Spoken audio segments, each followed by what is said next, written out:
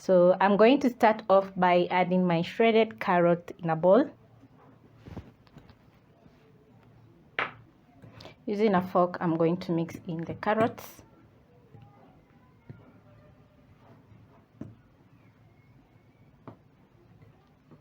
While mixing, I'm going to add in some sugar. That is 1 tablespoon of sugar. And then I'm going to balance out the sugar with some salt.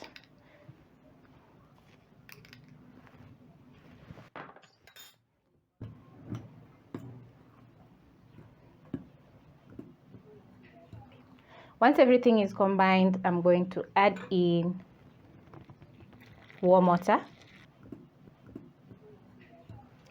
I'm going to add the water in intervals as I knead the water into the flour base.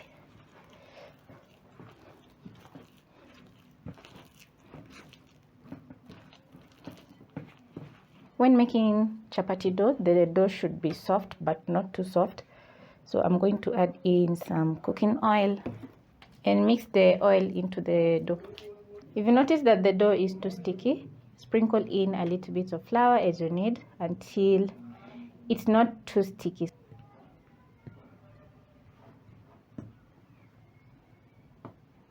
Once done kneading for around 10 minutes, the dough won't be sticky at all. So at this point, I'm going to add in a little bit of oil, and then I'm going to coat the top of my dough with the oil. And then I'm going to cover my dough and let the dough rest for around 5 to 15 minutes at most.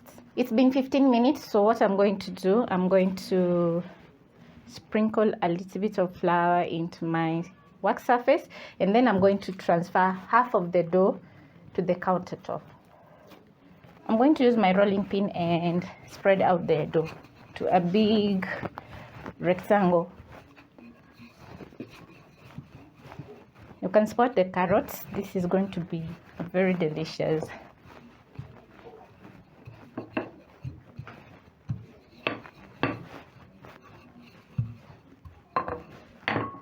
Once done, I'm going to add in a tablespoon of oil and spread the oil around. Once done, I'm going to cut my dough into long strips. This is an easy way of making chapati. I find it very easy to make chapati layers.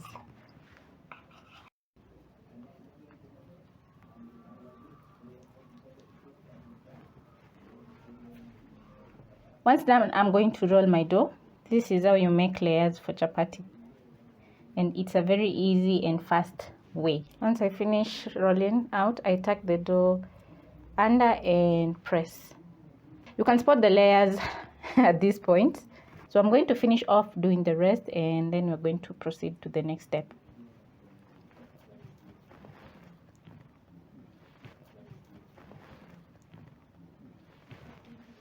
Whenever I post my chapatis at Instagram, by the way, if you don't follow me at Instagram, Infoods_specials.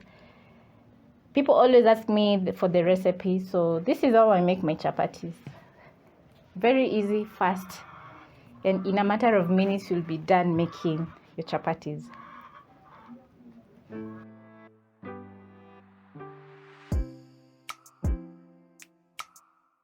So I'm done rolling out the dough, so I'm going to move over to my stove top where I've placed my chapati pan.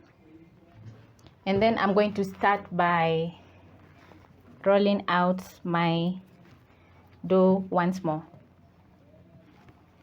So I'm going to press down, and then I'm going to roll out using my rolling pin. To make a round shape, you roll out the dough as you turn to make all the sides even, so that you have a perfect round shape. Also push the edges of the chapati because you want a nice and even round shape. Once done, and I have a very perfect round shape. Okay, it is not a must for the chapati to be round, but just make sure it's nice and even. I'm going to transfer to my chapati pan, and then I'm going to do another one.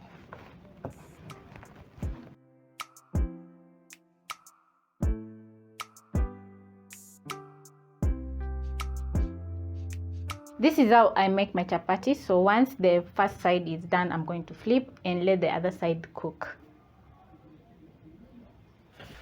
So once my chapati is nice and fluffed up like this, you can see air bubbles in the chapati. I'm going to transfer to a kitchen towel and place the next one.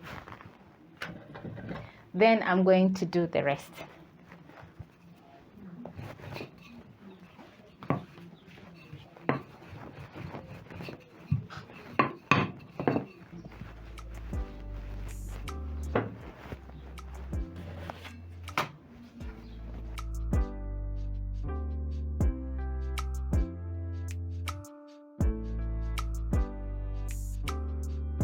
So I'm going to show you the next step. So I'm going to pick 4 chapatis and place on my pan, and then I'm going to be adding in my oil.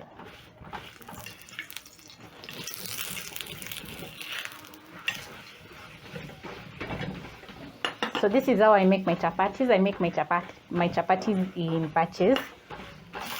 This process is usually very, very fast instead of making a chapati at a time.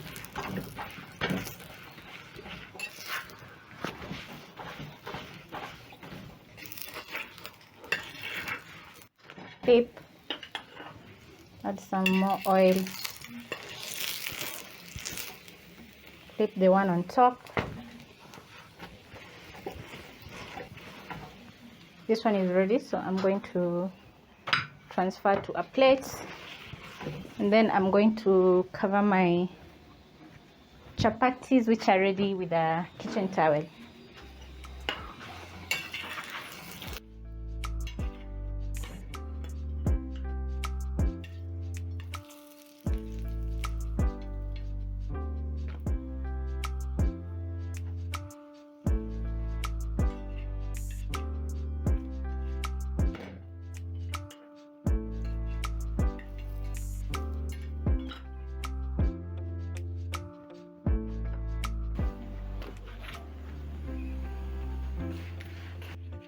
So now I'm going to make the rest.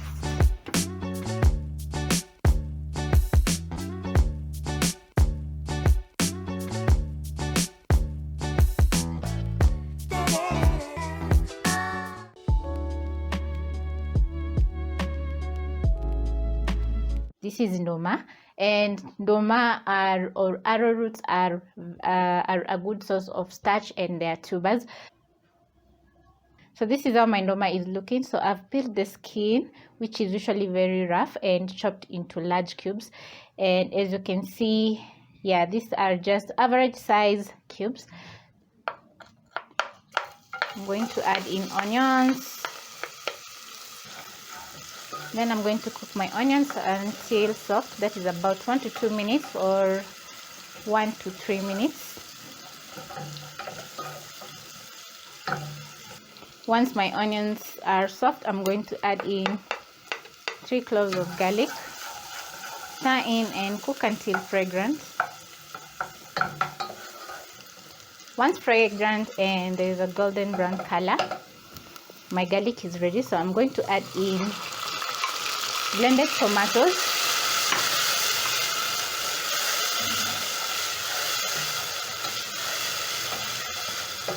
stir in, and at this point I'm going to be adding my spices. So I have 1 beef stock cube and 1 seasoning cube, a 1/4 teaspoon black pepper, and 1/2 teaspoon of cumin seeds. Then I'm going to break the seasoning cube and stock cube. Stir in and let this cook until the tomatoes are cooked through.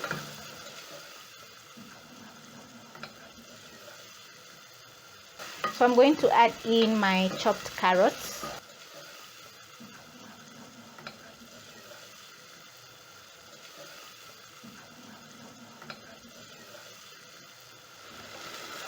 The reason I've chopped my carrots very large is because I want them to cook together with the arrowroot. So the moment the arrowroots are ready, my carrots also will be ready. So the carrots won't be cooked, overcooked. Yeah, that is what I'm trying to say. So this is how my tomatoes are looking and carrots. So I'm going to add in my arrowroots.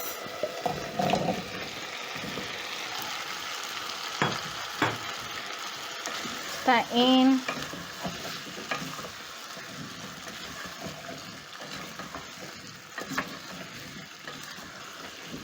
Once everything is combined, I'm going to add in water.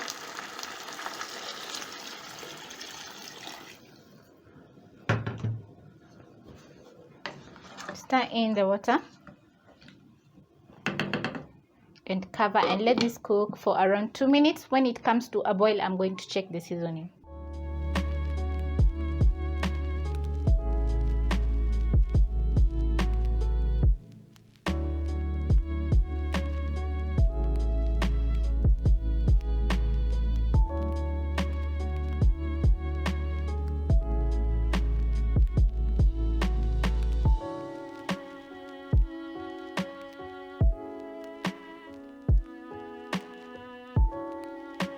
It's been around 30 minutes cooking my arrowroot. So this is how my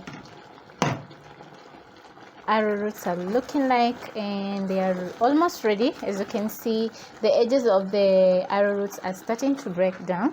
So I'm going to add in some assorted peppers, stir in and give this about 1 minute, and then I'm going to serve. And I love how my arrowroots have been cooking together with the spices, or rather boiling with the spices. All the spices have been soaking into the nduma, making the nduma or arrowroot very flavorful. So this is going to be so delicious. Also, my arrowroot is very well seasoned, so this is going to be very delicious. So I've been appreciating vegetables all this month, so this is another vegetable recipe. Yeah, no meat. So I'm going to garnish with coriander, stir in.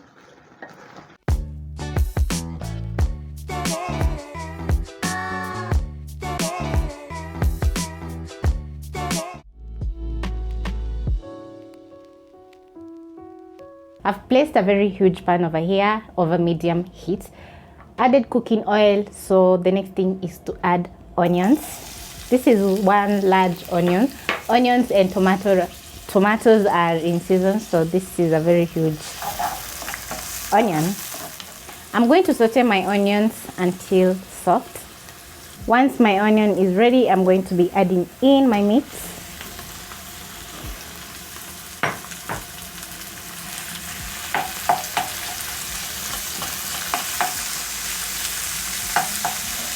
I'm going to stir and spread the meat. Let the meat cook until tender.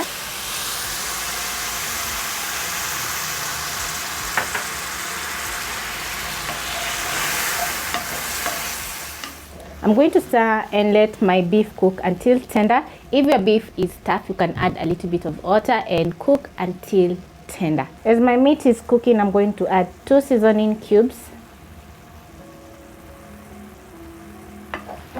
Stir in, and because the seasoning cubes usually have a lot of salt, I'm going to wait for everything to cook and then I'll check the seasoning. If you don't have the seasoning cubes, you can use salt and it will still be so delicious.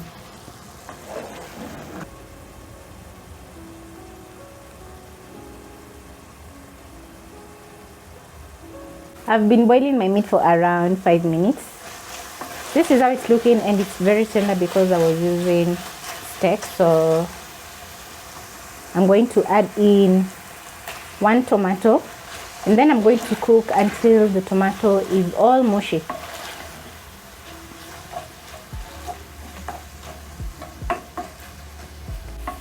This is after 1 minute.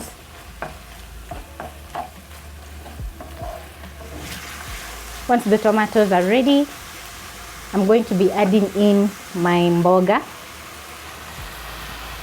It seems quite a lot, but it's going to wilt down.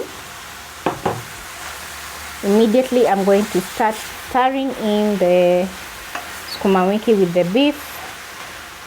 A quick tip for making your green veggies: don't cover with a lid, because the veggies or Sukumawiki is going to steam instead of cooking, so it's going to produce a lot of water. Hence, you're going to have a very watery Sukumawiki. So I'll keep on stirring as the Sukumawiki cooks. Check the seasoning. It's so perfect. This recipe is for about 3 people. It's been around 10 minutes, so in the next 5 minutes I'm going to be making my ugali.